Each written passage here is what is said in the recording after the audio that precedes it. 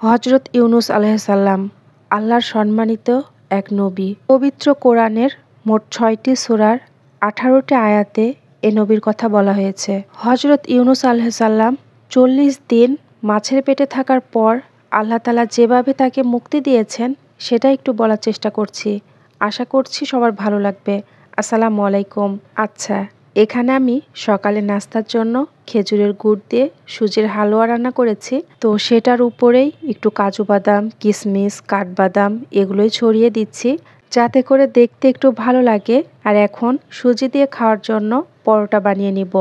তো মূল কথায় যাওয়া যাক। ইরাকের এক শহরের আদিবাসীদের জন্য হযরত ইউনুস আলাইহিস সালামকে আল্লাহ তাআলা নবী হিসেবে পাঠিয়েছিলেন। তিনি সেখানকার আদিবাসীদের আল্লাহর পথে চলার আহ্বান করেন, কিন্তু তারা তার কথা না শুনে তাকে মিথ্যা প্রতিপন্ন করে এবং নিজেদের খারাপ কাজগুলোতেই লিপ্ত থাকে।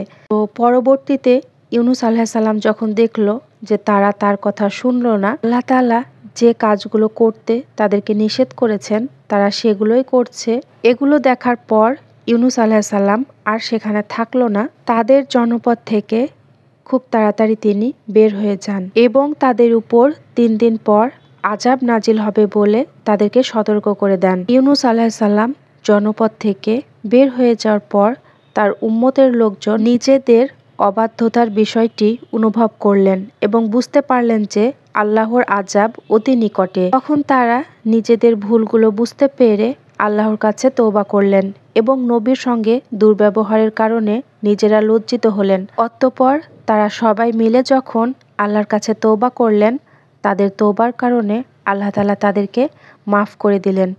ওইদিকে ইউনুস আলাইহিস সালাম ভেবেছিলেন যে তারা আল্লাহর গজবে ধ্বংস হয়ে গেছে, কিন্তু পরে যখন জানতে পারলেন যে কোনো গজব নাজিল হয়নি, তখন তিনি চিন্তায় পড়ে গেলেন যে এখন তারা তাকে মিথ্যাবাদী ভাববে এবং মিথ্যাবাদীর শাস্তি হিসেবে প্রথা অনুযায়ী তাকে হত্যা করবে।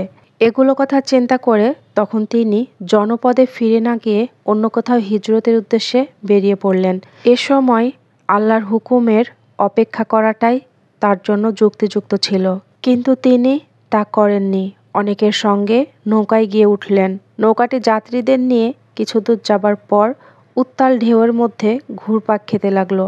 নৌকাটি ডুবো অবস্থায় যাওয়ার পর নাবিক ও যাত্রীরা বুঝতে পারলেন এখানে এমন কোনো যাত্রী আছে যিনি তার মনিবের অনুমতি ছাড়াই অন্য কোথাও চলে যাচ্ছেন।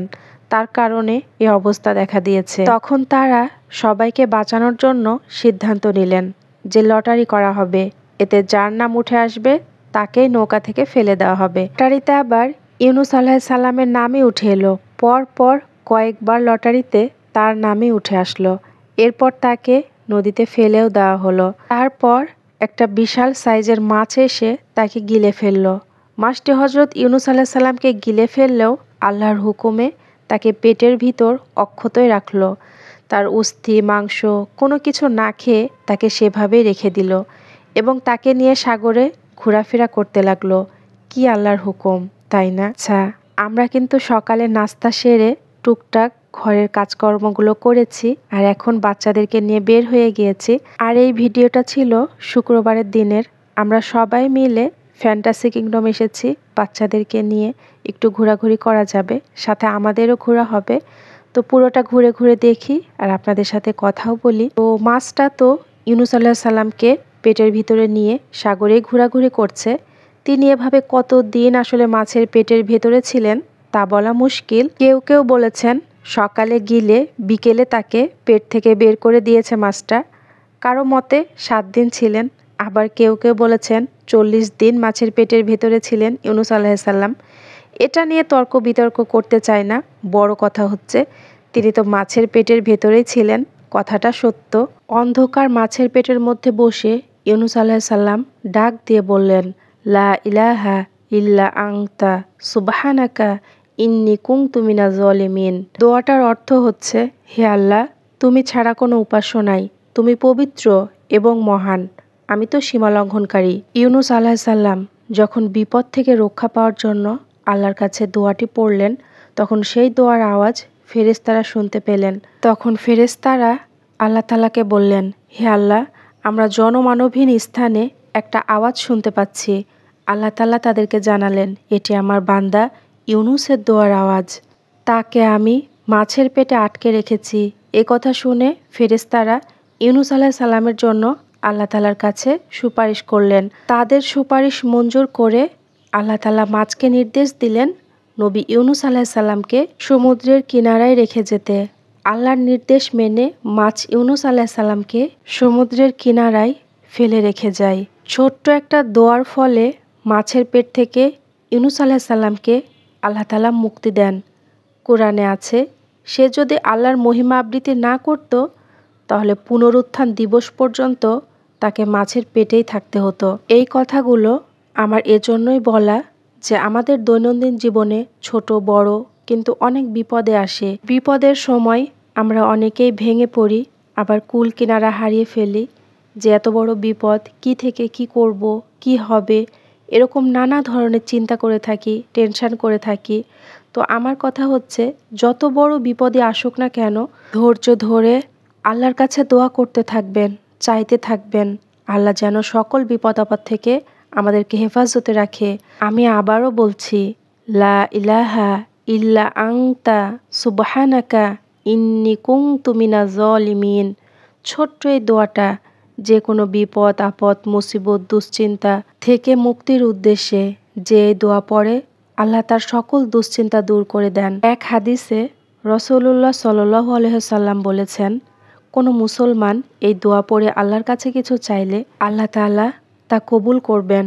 সুবহানাল্লাহ। ছোট্ট এই দোয়ার কত বড় যে ফজিলত সেটা কিন্তু আমল না করা পর্যন্ত আপনি কখনোই বুঝতে পারবেন না। আমি কিন্তু সব সময় দোয়াটা পড়তেই থাকি, বিপদ আসুক কিংবা না আসুক, মনে মনে কেন জানি আমি পড়তেই থাকি, আমার ভালো লাগে। আরও কিছু আমল আমি করি। তো নিজের অভিজ্ঞতা থেকেই বলছি, যদিও কোনো বিপদ আসে সেটা কিন্তু খুব তাড়াতাড়ি ঠিকও হয়ে যায়। আমি নিজেই তার প্রমাণ। এই দোয়াটা কিন্তু অনেকেই জানেন বা পারেন, আবার অনেকেই আছেন জানেন না, বিপদের সময় মনে থাকে না, ভুলে যান। নিয়মিত যদি আপনি আমল করেন তাহলে কিন্তু কখনোই ভুলে যাবেন না, বিপদের সময় ঠিকই আপনার মনে থাকবে আর অবশ্যই আপনি ফল পাবেন। আমার কাছে মনে হয় কি, আমি যে ছোট ছোট জিনিসগুলো জানি সেগুলো আপনাদেরকে জানাতে, কেউ যদি একটু হলেও উপকৃত হন তাহলে আমার খুব বেশি ভালো লাগবে। আমি খুব সাধারণ ছোট্ট একটা মানুষ, খুব বেশি কিছু জানি না, আবার খুব যে বুঝি সেটাও না। তো আমার স্বল্প জ্ঞানে আমি যতটুকু জানি ঠিক ততটুকুই আপনাদেরকে বলার চেষ্টা করি। আমরা বর্তমানে এমন একটা জামানায় বসবাস করছি যেখানে কিন্তু হাদিস কোরআনের কথা কেউ সেরকমভাবে শুনতে চায় না, মানতে চায় না। কিন্তু দিন শেষে এটাই সত্য রে ভাই, যে আপনি যতটুকু আমল করবেন ঠিক ততটুকুই আপনি সাথে নিয়ে যেতে পারবেন। আপনি একটা বাড়ি তৈরি করেছেন কিংবা কিছু জায়গা কিনেছেন, আপনি মারা যাওয়ার পর সেটা ভবিষ্যতে আপনার ছেলে কিংবা মেয়ে তারাই কিন্তু সেটা পাবে। কিন্তু আপনি যতটুকু আমল করবেন এটার ভাগ কেউ কখনো পাবে না। এটা শুধু আপনার জন্যই ধরা থাকবে, যা পরকালে আপনার অনেক উপকারে আসবে। তো দিন শেষে একটা কথাই বলতে চাই, যে কাজটাই করেন না কেন নিজের আমলটুকু নিজে অবশ্যই করবেন। এই সাজানো গোছানো পৃথিবীটা কিন্তু এটা ক্ষণিকের, ক্ষণস্থায়ী। এখানে আমরা কখনোই সারা জীবন থাকবো না।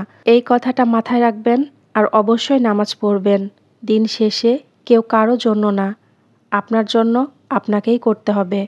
তো আমি যদি কখনো আমার নিজের অজান্তে কারো মনে কষ্ট দিয়ে থাকি তো প্লিজ ক্ষমা সুন্দর দৃষ্টিতে দেখবেন। তো ঘোরাঘুরি শেষ করে দুপুরের খাবার খেয়েই আমরা বাসায় চলে যাব।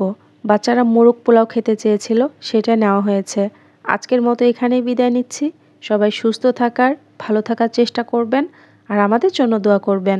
দেখা হয়ে যাবে পরবর্তী কোনো ব্লগে। আজকে এ পর্যন্তই। আল্লাহ হাফেজ। আসসালামু আলাইকুম।